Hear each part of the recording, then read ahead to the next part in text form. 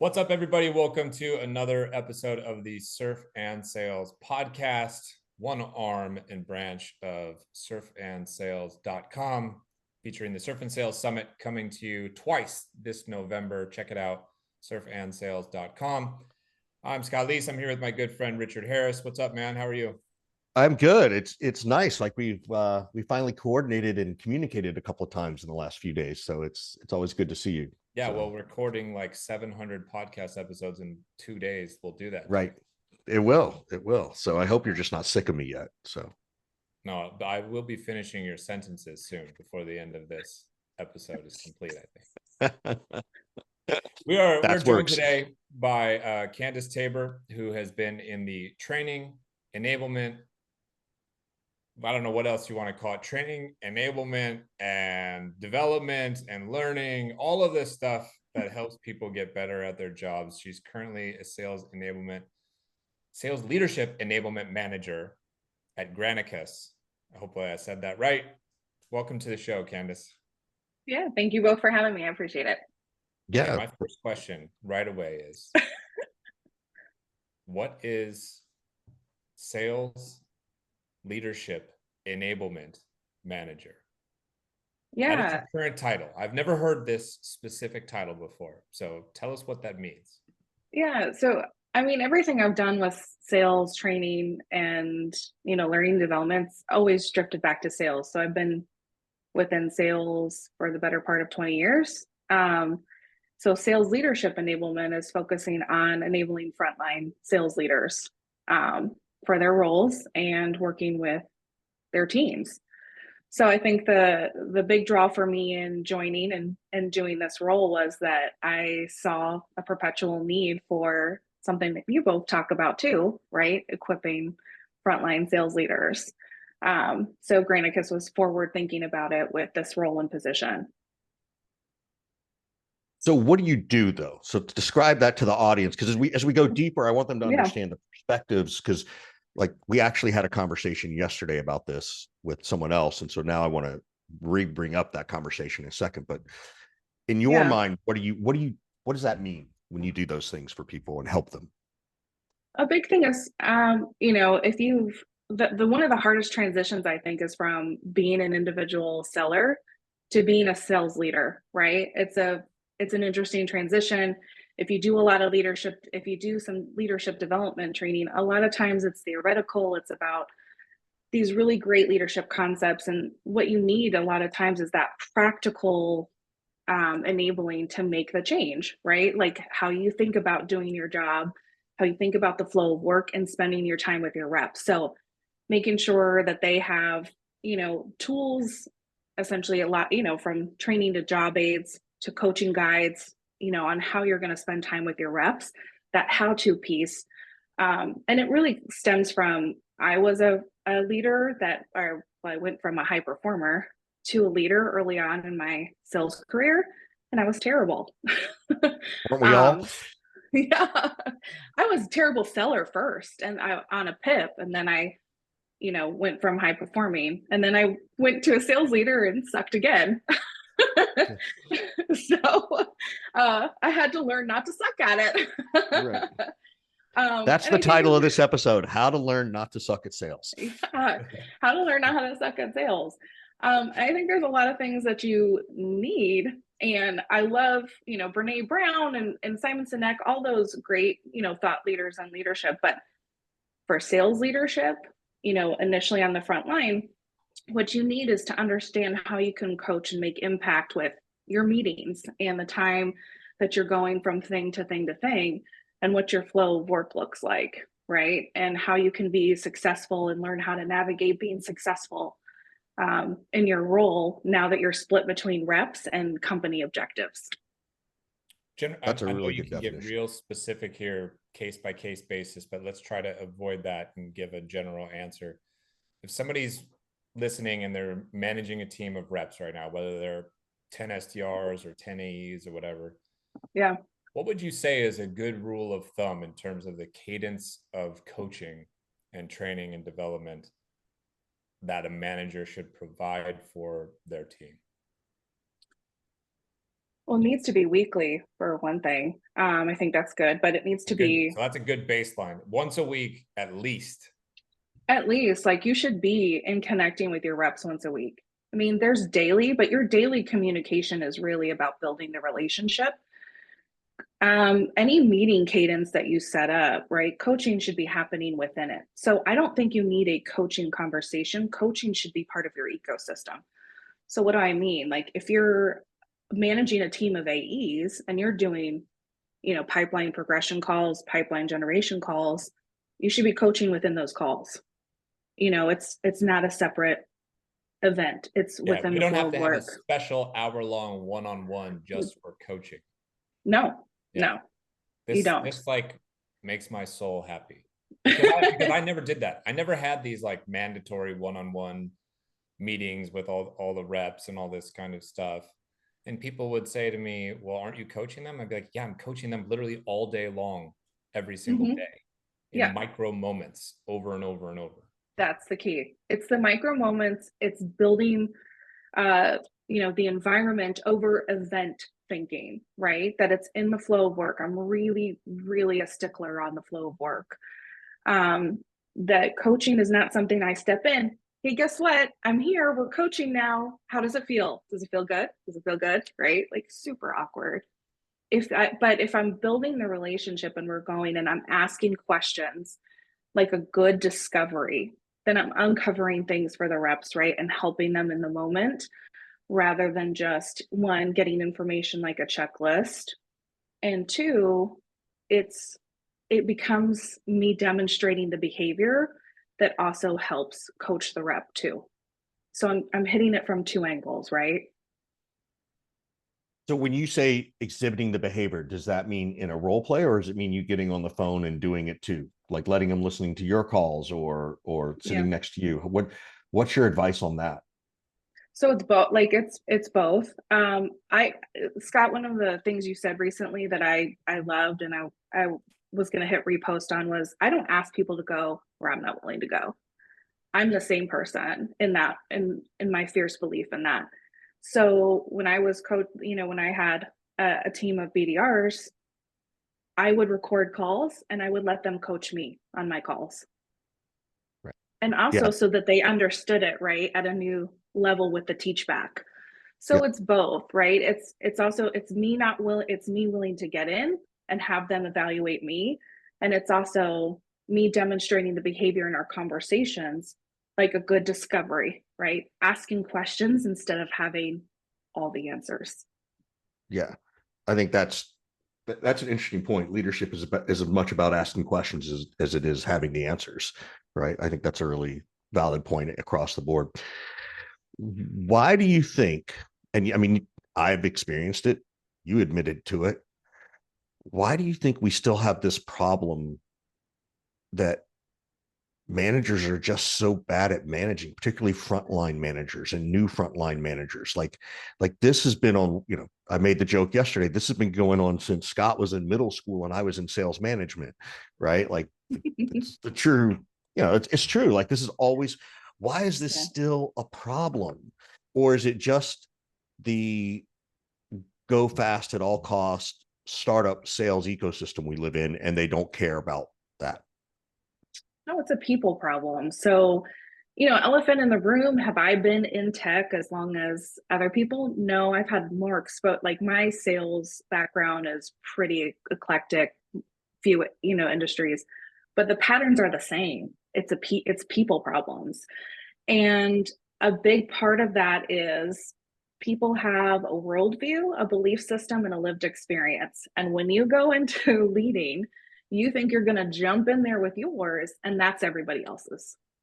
And so you're just doing stuff if you don't have the tools to think otherwise, kind of going on just instinct, right? Or, I don't like to be but we have these conversations. Yeah. Like we have this conversation. I could have this conversation with CEOs and founders and VCs, and we all agree to this. Yet nobody makes the change. Is because humans are deathly afraid of change, and yet they're deathly afraid of staying the same. Like we people a little too hard sometimes, and so that's why we keep having these conversations, because we get in it and we go, but I'm going to be different and I'm going to do it my way. And then my way goes, I need some help. I need some enablement. I need to think about this differently. I need to learn. I need to learn. One of the things that I'm thinking as I'm listening to you talk is it's not just the delivery of training or the material or providing the space and opportunity for that stuff, because a lot of people do that. Yeah. But then they leave and they think, oh, Candace and Richard now know exactly what I was trying to communicate. And we don't test for the absorption of the information. We don't actually test the learning, right? So you go to a training by Richard, and the assumption is that you know everything Richard was talking about, and there's no follow-up with it. So I've always been... Hold on, let's just make sure people who hire me know that I do have a reinforcement program, just so you know. just so people know. I've solved that problem. But beyond the reinforcement program, I've always been personally a fan of testing.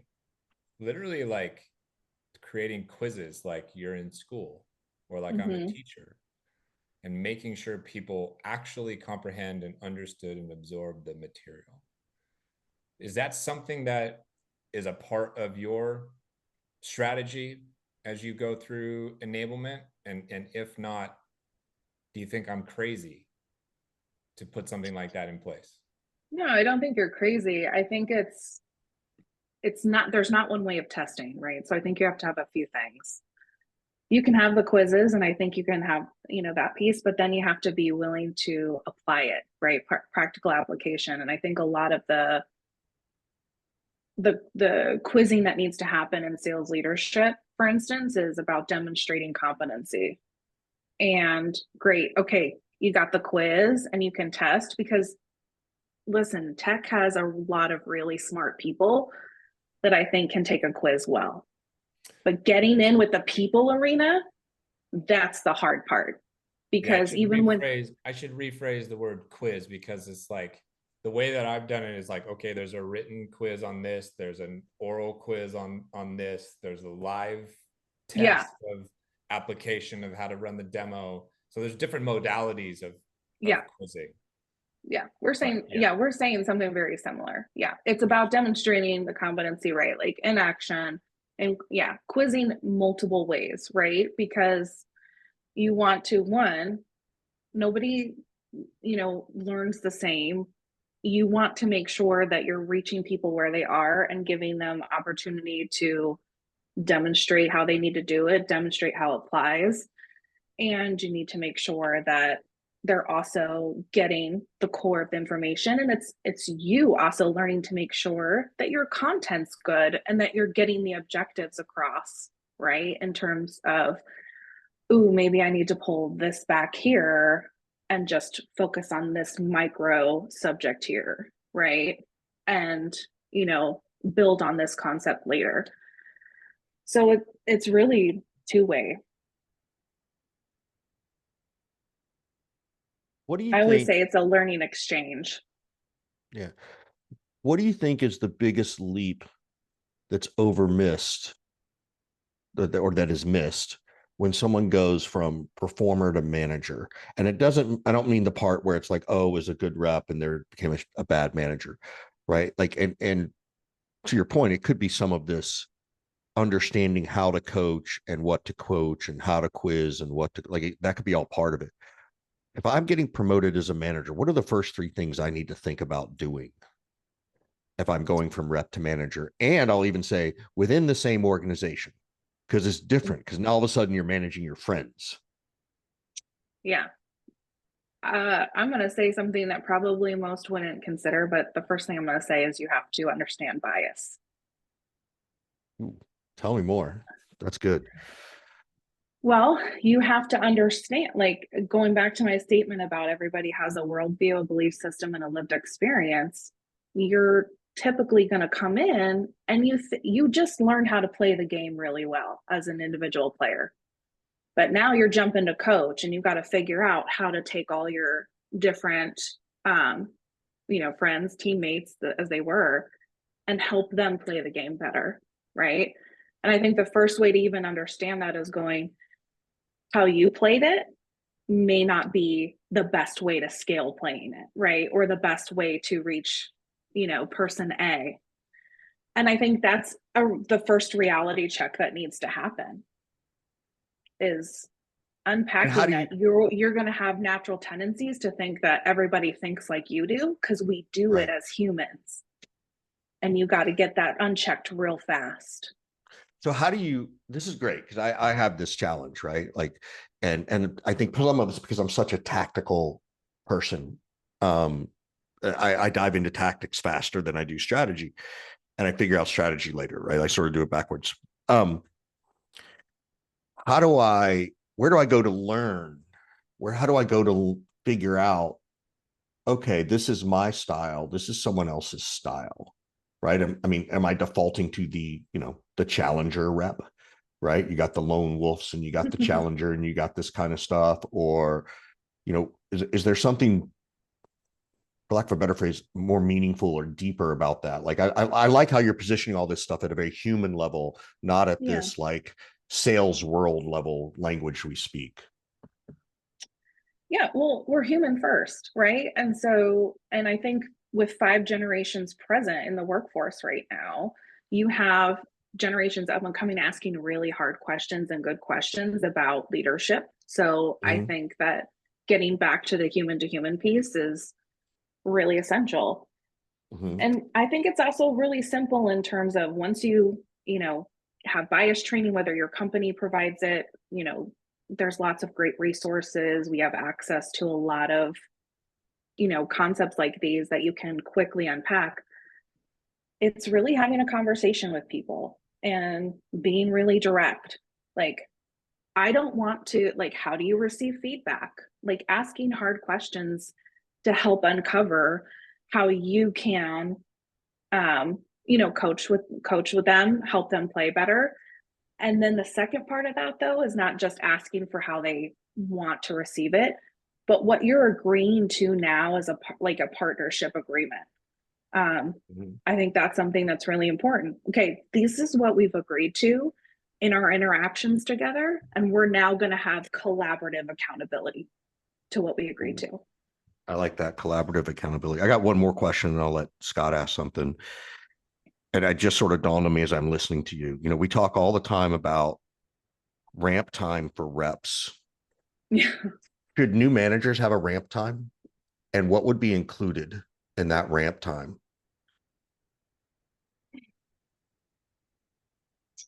It's a really good question. There's my new business, Scott. Don't steal it. I think when you're looking at new managers who are going into it, one, sales is great because we're confident. Like, I think we're confident people culturally in sales, right? So we go into it, we're ready to tackle it. But I think the ramp piece is really about how quickly you understand that they're different from you, and how quickly you need to get a point of view about how you're going to lead, understanding what they need from you and getting those agreements in place. And then what are, the metrics that are currently in place where you're working, right? Because all of those things are the same, like primarily the same controllables at each company, right? We're looking at, close rates or win rates and, pipe generation, all those things. But then what does that mean? And then go back to focusing on like the behaviors and the strategies and working with that individual once you come to your agreements. I think you should know pretty quickly if somebody can be adept in those things, like within a quarter. Like, you should be able to have a quarter under your belt to say, I can really do this and I'm open to learning to do it well, or this isn't, people leadership within sales is not for me. Right. I think people get a quarter usually.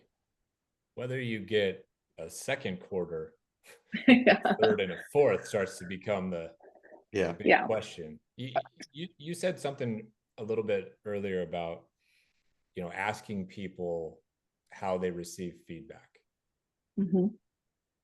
how many people actually respond to that honestly? I have never asked that question to somebody and not heard some variation of, oh, really well. I love to get feedback. I'm super coachable, blah, blah, blah, blah, blah. Mm-hmm. Everybody says that. Nobody ever looks you in the eye, dead honest, and says, well, Candace, I'm pretty defensive, actually. And, I tend to lash out a little bit if I feel cornered. And I will come up with 3 or 4 examples of what I do or did that you're saying I didn't do. So what are you going to do about that? Nobody ever answers honestly like that. Yeah. It'd be great if they did. So my thing is like, what is the value of asking a question that I think nobody is going to respond to honestly? Yeah, I think that's a good pressure test, right? And so I think it's going back to the agreement of, this is what we're agreeing to. This is the feedback you wanted to receive. Here's what we have in place, right? We have a compass of how we're navigating this relationship, and we have collaborative accountability. And so then on our first pressure testing, because there's always pressure at some point that's going to pressure test what character comes out. And so it's up to you as the sales leader to go, we agreed on this. This is how you're responding. And that's okay, but what are we going to do about this right now, right? Because here's what we control, here's what we can't, here's what we agreed to. How are we going to move forward?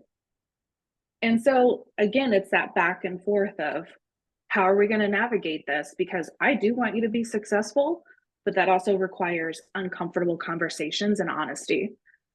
And that's always my prep with people. I'm really, I'm okay with people not liking me as a person because my worth is intact, right?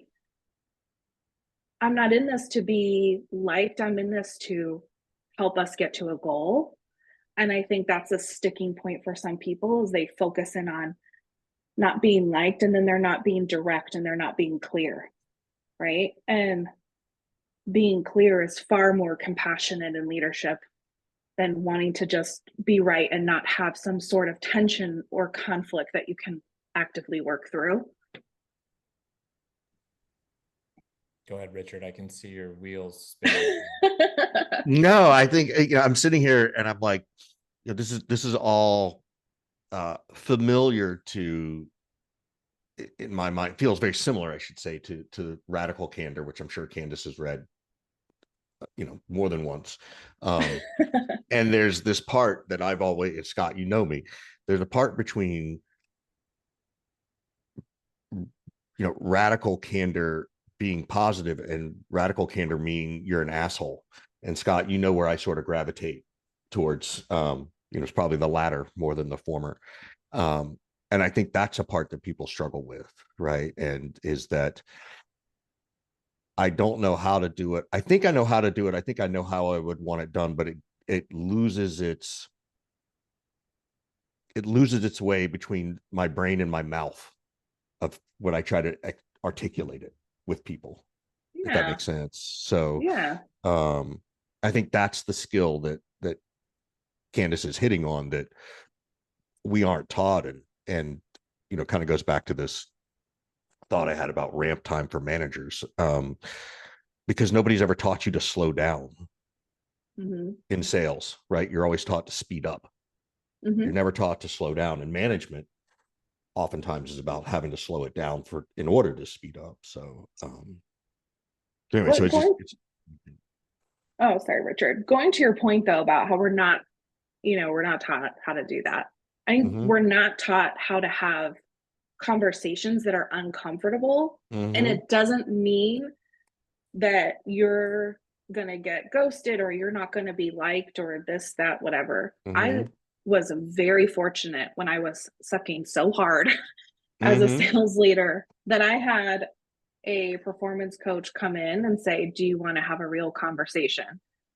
And I said, sure. So to your point, Scott, I said, sure. And she's like, do you want feedback? And I was like, sure. She started giving me the feedback and I was like, well, and I started getting defensive and started litigating like I was talking about. I did. I was like, maybe I missed my calling as a lawyer. And she was like, hey, we agreed to this, right? And so I'm giving you some feedback. Like, you're not doing well as a leader right now, and you don't have the respect of your team. And I'm like, oh, I knew they didn't like me. And she goes, no, doesn't even matter if they like you. She's like, they don't respect you. And I was like, whew. And I'm like, okay. And, then we went on and she's like, but you could be a great manager. Like, you could be a great leader. Do you want to be? I was like, yeah, because this sucks and this feels terrible. She's like, so you got to do the work. And then her and I went on a mentorship journey that changed the trajectory for me. But I was me willing to do the work. But I think the point is, a lot of environments reinforce bias and preference, right? And not being able to have hard conversations without it being, or uncomfortable conversations without it being some kind of political move, or so and so said this, instead of just like, let's sit here and be uncomfortable and work through this, because once we're on the other side of this, growth is going to happen and it's going to feel way better. I think Richard's really good at this, and I would label myself at the crayon stage of evolution. There it is. And dealing with feedback. Skill level crayon. I am not the best with this. I'm not. My initial reaction is 100% Sicilian hot-bloodedness starts to come to the surface. And then I have to like step away and process what I just heard and think about it. Like, I'm not good in the moment of hearing difficult feedback or having difficult conversations that I didn't initiate. Mm-hmm. Then I walk away and I come back and I'm like, okay, I understand what she meant, or I understand what he was saying. I think they're right. And, Richard will probably tell you that means I'm fucking exhausting to deal with, because you have to have this like initial battle. And then later on, I'll be like, okay, you were right. I'm going to work on this.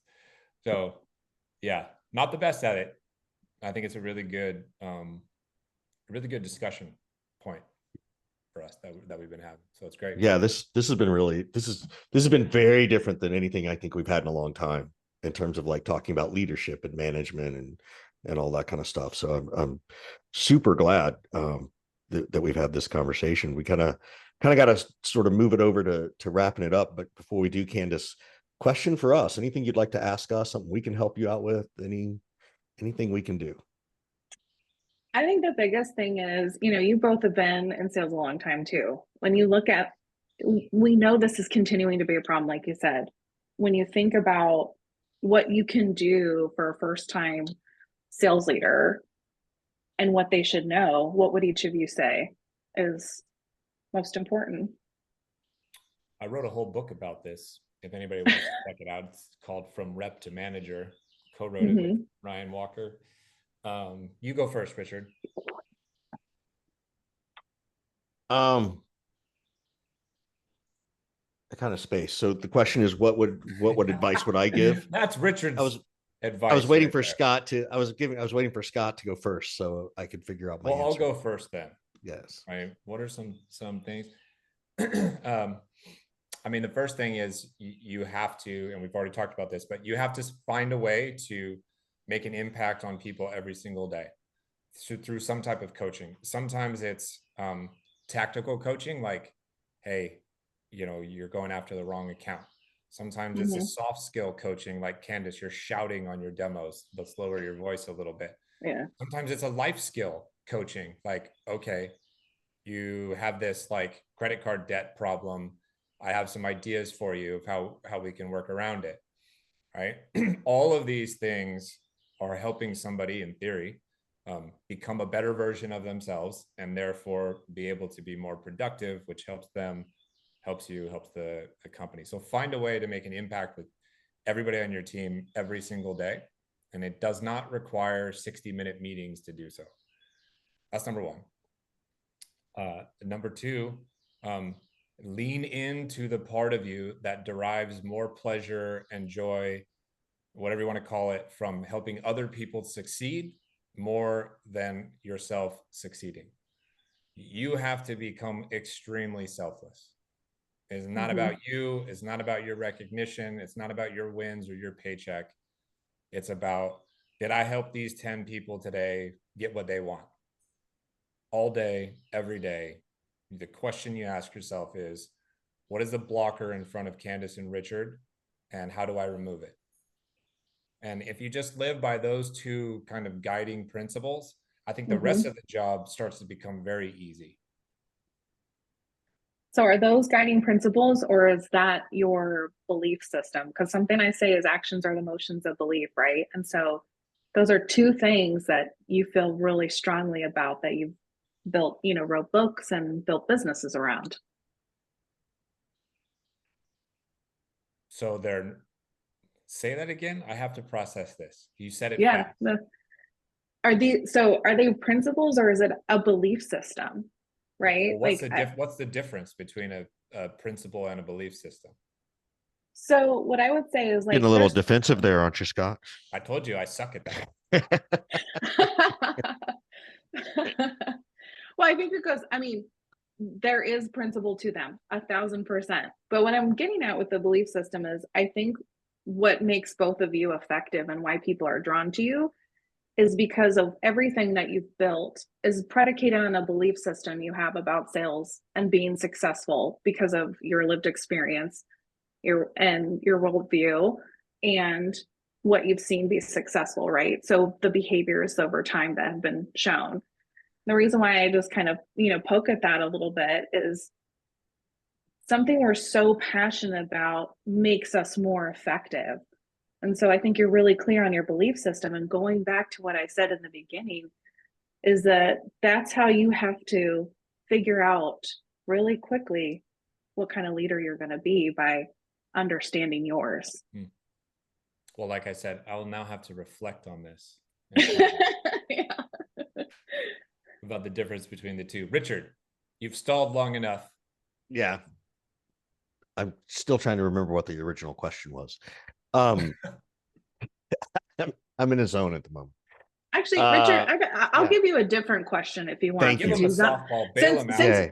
Yeah, since you zoned out at that one and you just went somewhere else, like, I'll give you a different one. What would you like to see stop happening, right? Because we've talked about, like, some things that, why are we still having these problems? What would you like to see stop happening when it comes to, either promoting leaders or how they're set up for success when it comes to sales leadership? Like, what do you want to see stop happening?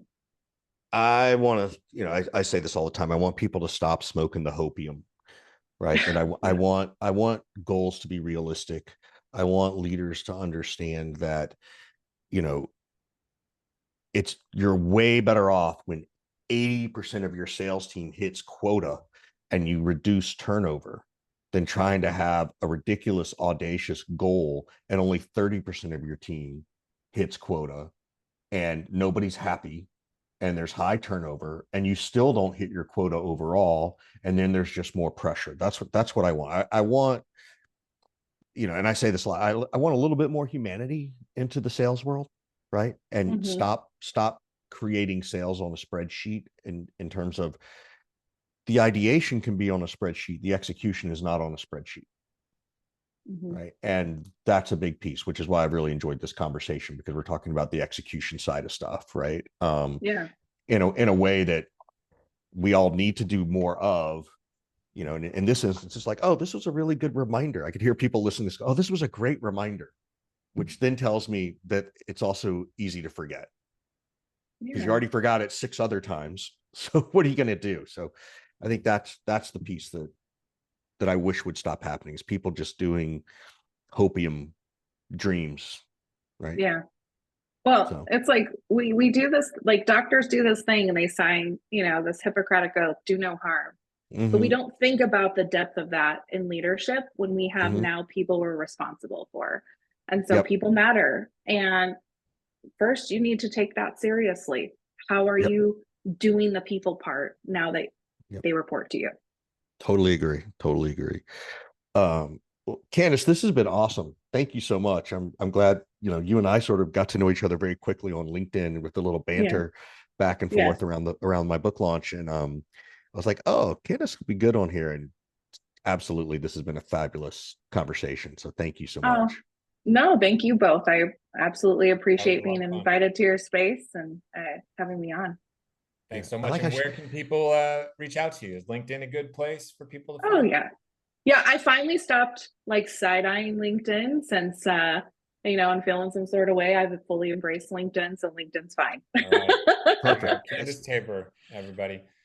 We'll see you next time on the Surf and Sales podcast. All right. Thanks, guys.